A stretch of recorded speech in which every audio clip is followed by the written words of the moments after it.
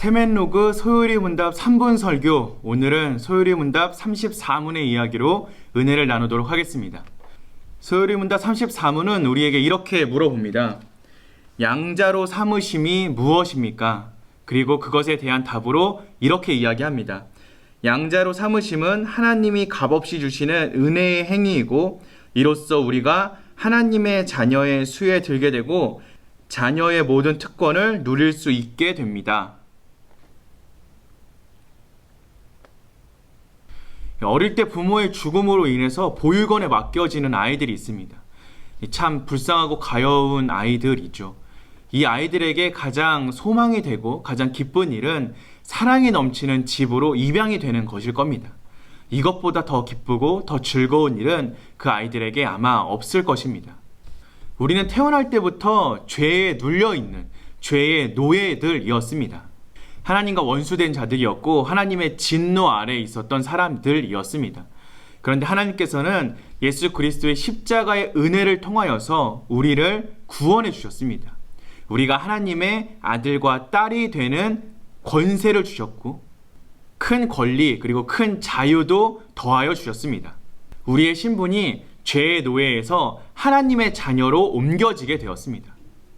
하나님의 자녀가 되었다, 하나님의 양자가 되었다라는 우리들은 이제 하나님을 아버지라고 부를 수 있게 되었습니다. 하나님이 아버지가 되시기 때문에 우리는 언제나 우리의 필요를 하나님 앞에 구할 수 있게 되었습니다. 기도와 간구가 허락된 것입니다. 우리는 세상의 악한 것으로부터 하나님께 보호해 달라고 기도할 수 있고 또 우리의 필요를 하나님께 구할 수 있게 되었습니다. 또한 하나님께서는 하나님의 성품답게 우리가 살아갈 수 있도록 인도해 주십니다. 하나님처럼 거룩해질 수 있도록, 그리고 하나님의 말씀대로 하나님의 뜻대로 걸어갈 수 있도록 우리를 인도하시고 우리를 질책해 주십니다.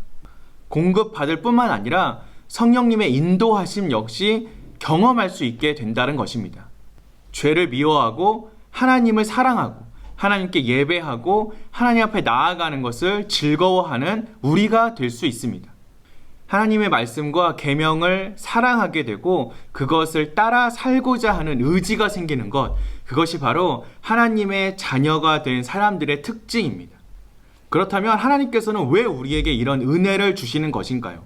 우리가 왜 악한 것으로부터 보호받고 필요를 공급받을 수 있으며 하나님의 말씀대로 살아가는 존재가 되었습니까? 이것은 오직 하나님의 선한 계획 때문입니다. 하나님의 선하신 뜻에 따라 하나님의 은혜를 받고 하나님의 자녀가 된 우리는 하나님이 우리를 자녀 삼아 주셨다라는 그 사실에 감사하며 살아갈 수 있어야 합니다. 하나님의 자녀 삼아 주심에 감사하고 또 하나님의 자녀답게 살아가는, 하나님의 뜻과 계획을 사모하고 그것을 따라 살아가는 저와 여러분 되시기를 주님의 이름으로 기도합니다.